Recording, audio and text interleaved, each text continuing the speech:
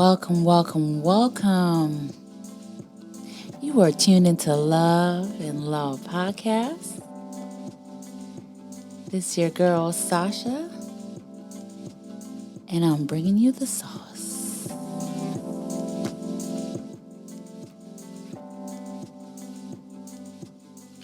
Episode 1. Yes, yes, yes. Thank you.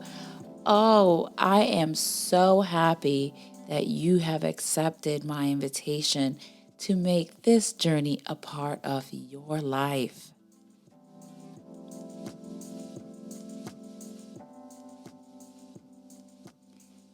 It has definitely been an experience, y'all. When I tell you this podcast and putting it together is no joke, trust me, it was no joke. It's a lot of work. I didn't realize how much work went into putting together a podcast until I decided that I was going to make this into reality. This thing has been plaguing my spirit for the last 2 years. Oh, it has been a riding force. And I just felt moved and I saw so many different signs that I needed to get this done. And so I said, okay, Lord, I will submit. And I could tell you that He has definitely put in place everything that I need. And I'm so grateful for that. Um, Today, we're going to be talking about loving from your overflow. But before I get into that, I want to take a minute and just tell you a little bit about myself and really what led me to doing a podcast that is part women empowerment, part career empowerment. And that's the whole basis of love and law. We're going to be exploring the matters of love. We're going to be exploring different habits that we do. We're going to be exploring our environment. And we're going to be eliminating habits that do not further our goals for love. And we're going to be looking through an environment and eliminating things in our environment that do not feed our souls and growing from it. We're going to be building together on this journey and growing stronger together on this journey. And I look forward to hearing all the great success stories and love from the things that you've learned from this podcast. I'm so excited. Y'all, when I tell you, we have an incredible lineup of some amazing people who have put some skin in the game, okay? They have really invested their time to being great and to bringing that greatness to you. And so I look forward to bringing that and sharing that with you. I want to tell you a little bit about my story before we get into the sauce. Now, I got married in 2000. Yeah, in 2000, I had to think about that for a minute. In 2000 and got a divorce in 2008. And during my time through my marriage, I got lost. I lost myself in my husband. He became a part of my identity, and it was I identified myself as his wife, and I everything I did was surrounding him and his interests. And so when we got a divorce, I didn't really know who I was because I had lost myself. And it really set me down in a very dark spiral, very dangerous space. And I was extremely depressed. And I remember I was driving down the highway. I was living in Florida at that time. I was on I-75 heading from my mom's house. It's like I could imagine it as if it was yesterday. And I was heading from my mom's house, and I a thought came in my head, and it said, you could just take this vehicle and just turn the wheel and just turn off of this highway, and it'll be all over. And God stepped in, y'all. And I'm going to tell you, this is how I know God is real. God stepped in, and my spirit was led to look in that rearview mirror at my child that was sitting back there. He was playing, was minding his own business. And I looked at his face, and that face changed my life. And immediately I pulled over and called my insurance company to see if I could make it get a referral to a therapist, and made an appointment that night, okay, to speak to a therapist. And that's when I began my journey on healing. And as I was going through preparing for this podcast, I thought about that because that was a very pivotal point in my life. And I will share along the way as we go throughout this journey of the many ups and downs that I have had in love because of where I was, my mental state, and my past hurts, and my childhood issues, right? And that all culminated into this big storm that we call love. Your love life was a mess. But, I just find that I want to share my story because I hope that you can identify with that. And I hope that you can grow along with me, because I feel that as women, we take on so much, right? We are constantly in a state of giving, never ending. And that has really harsh consequences on our mental state, which also affects our love life. And so I hope that in sharing my journey, you will be inspired. And together we will grow. We will grow stronger together as we build. We're going to be reviewing habits that we've grown accustomed to. We're going to be reviewing those habits and eliminating the ones that do not help us further our goal of finding love. We're going to be exploring our environments and eliminating anything in our environment that does not feed our soul. Block and delete. Okay? Um, we are going to be real with ourselves, right? We're going to be real with ourselves. Um, this journey, I have mapped it so that it's a process. At first, the process will be hard, right? We are going to do some real groundwork, and some not feel good moments are going to happen. I'm just going to be real with you, okay? Some not feel good moments will happen, all right? You will get to a place where you have to look yourself in the mirror and be real with yourself, all right? And say, listen, yeah, I am me, she's her, okay? And we need to get better, right? And we're going to be doing this together. And so you're not alone in this, right? Some of the things that I'm telling you, I'm only telling you, girl, because I've been through the mess, okay?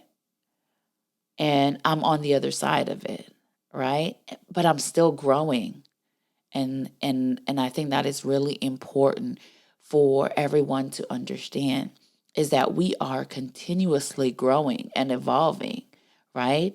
Because you go from single and now you've kind of eliminated some of the issues that has kind of placed you in that space, right?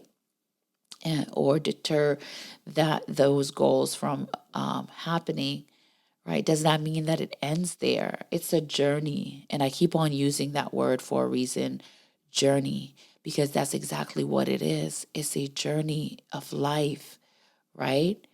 We are constantly evolving. When you get married, you are still on that journey. Some of the habits and the skills that we will learn throughout this time still applies ever more so, right? So it's so important for us to just understand and be patient with ourselves, give ourselves grace, because we're learning as we move through this process. And so today we are going to be talking about loving from your overflow. Okay. Uh, what does that mean?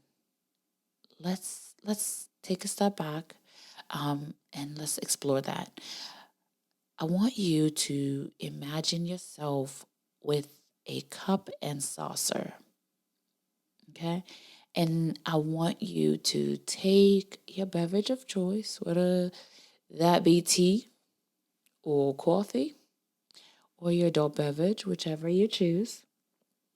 I want you to take that and I want you to pour into that cup. And I want you to continuously pour into that cup. Now, notice as you pour into the cup, the contents of the cup is starting to overflow into the saucer. And the more you pour into the cup, the more that there is in the saucer. Now, I want you to imagine yourself as that cup. And I want you to repeat after me this mantra. The more I pour into me, the more I will have to pour into others. One more time. The more I pour into me, the more I will have to pour into others. So often as women, and let's get into it, Black women, we are constantly in a state of giving. We give and we give and we give and we give. We give at work, we give at home, we give out in the community, right? We're constantly in a state of giving. And we don't realize how damaging that is until we are running on E. Until our mental health is in such distress that we do not have the energy to get up.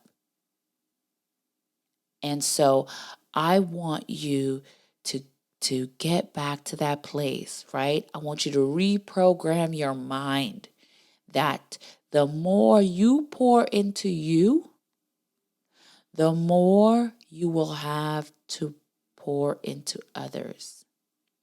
It's like when you get on the airplane, the pilot says, in case of an emergency, which we're always in a state of emergency, right? Because everybody wants something. In case of an emergency, put your mask on first. Then you could go about seeking to help others. If you're sitting around running out of steam, right? If you are running on E, what help are you to others? So you got to make sure that you're filled first. You are constantly pouring into yourself so that you are constantly in a state of healthy well-being mentally. You have to make sure that you are constantly pouring into yourself. Because if you're not pouring into yourself, you are of no help to others. Okay? All you're doing is just dwindling down your own self. When you're not here, right? When you have pushed yourself to the limit that you are no longer able to help, what good is it to the people that are around you? And so we have to take on the mindset that the more we pour into ourselves, the more we will have to pour into others. Now, how does that relate to dating? Well, the more you pour into you, right, the more complete you are. And we should seek to go into a relationship in a state of completeness. Because when we do not, it becomes harmful because we form unhealthy attachments. Because we're looking for others to complete us. We are approaching dating from a place of need instead of a place of want. It becomes crucial that we are in a relationship. It becomes crucial that we are married. So we end up seeking the state of being, right? The state of being in a relationship, the state of being married, rather than seeking out the partner, right? Seeking out our mate. Become geared and focused on, oh, I gotta get married, I gotta get married. And we end up settling for whomever it is, right? That's in the space at the right time. And we're gonna be talking about that too, right? Is he Mr. Right or Mr. Right now? Okay? All right, so let me get back to it. So we are going into relationships from an unhealthy space if we are not coming from our overflow, right? We approach it from a place of need versus a place of want. And that becomes unhealthy because when you need something, it's a requirement, it's essential. When you want something, you desire it. Okay. And so we'll explore that a little bit further, but I don't want to get distracted from this topic, right? When we approach it from relationships from a place of need, because we have formed unhealthy attachments, because we have not poured into ourselves, right? And we're looking for others to complete us, our breakups are devastating. My Lord, I could tell you some of the breakups that I have where I'm almost like debilitated. I just can't move. I'm tired. I'm tired of crying. I'm tired of feeling, right? I'm just tired. And that's because I was holding on to that person because I felt that they completed me instead of me completing myself, right? I wasn't loving from my overflow.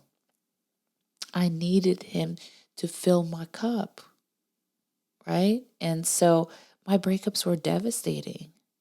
And that was discouraging, right? We get discouraged when we come from that state of being. We come from that unhealthy attachments, right? When we are coming from those unhealthy attachments, we become discouraged. And we haven't looked into the fact that we are discouraged because we came into the relationship unhealthy, unwhole.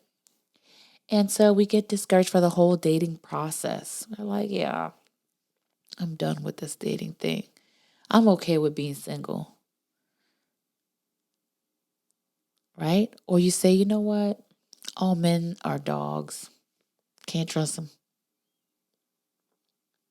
These are generalizations, right? And these generalizations are formed as an instinctive defensive mechanism so that we can protect our hearts. But they're dangerous because they inhibit our goal of finding love.